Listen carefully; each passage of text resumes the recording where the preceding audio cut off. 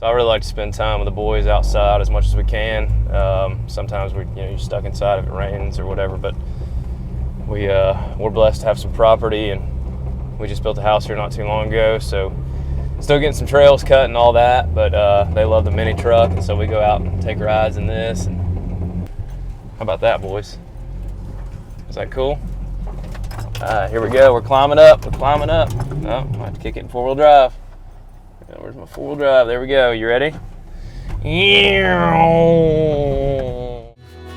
It's just me being me, and me's the only kind of way I know how to be.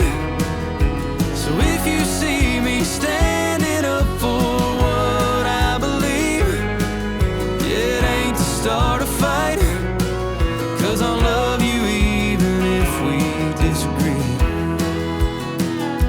Yeah, that's just me.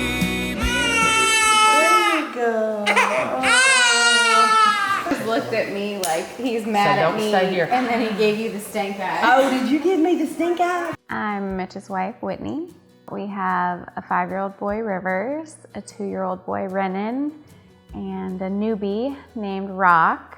Yeah, so I met my wife downtown. I was playing Broadway. He was playing this song, and it was actually Any Girl.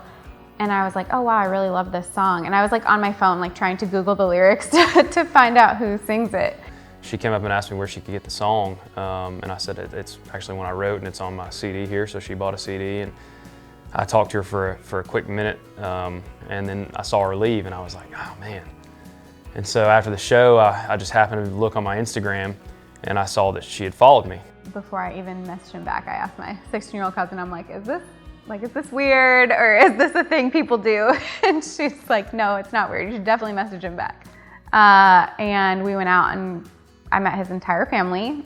That his mom and his stepdad were there, and his brother, and like all their friends, all in one night.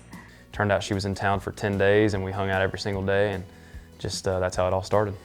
I find it interesting that you get to hit with one hand, but if I hit with one hand, then that doesn't count. I have to hit with two, like that. Ren. Well, you just moved super slow. What are you doing? My buddy. So my daily grind is always changing, which is, a good and bad thing. So I stay home with the boys. So I typically get up with them in the morning. We have breakfast. They might watch a little TV show or something, and then we usually go out and do something. She takes them all over the place. She takes them to the zoo. She takes them to the park. She takes them to there's a little farm down the road that has a bunch of animals. Like, we try and make plans. I always try and get out of the house at least once a day so we can go do something, because they are a ball of energy and they need things to do. My biggest fear is them not knowing me the way that I feel like I want them to know me. I don't know if that comes from me losing my dad at a young age. I don't know if that comes from, I don't know what it comes from. I had a kind of a tumultuous childhood, so maybe that. But I just want them to have as much stability as possible and as much love as possible. And I want them to know that Dad is going to be there. Even though he is gone a lot and he is busy, because of his unconventional schedule, the kids actually get to see him quite a bit more, I think, than if he worked a regular job, which is nice. And it's nice to have the backup. I just want them to have good memories of me as being their father. Not always their friend, not always their, whatever, but their father, and someone who they can count on, and they can draw back to those moments that they heard me say something or saw me do something and go, you know what, that's what a man is supposed to do. My career is extremely important. I put a lot of time, a lot of energy, a lot of heart and soul into it, but nothing will ever be more important to me as a legacy as my kids, and so that's how I try to live.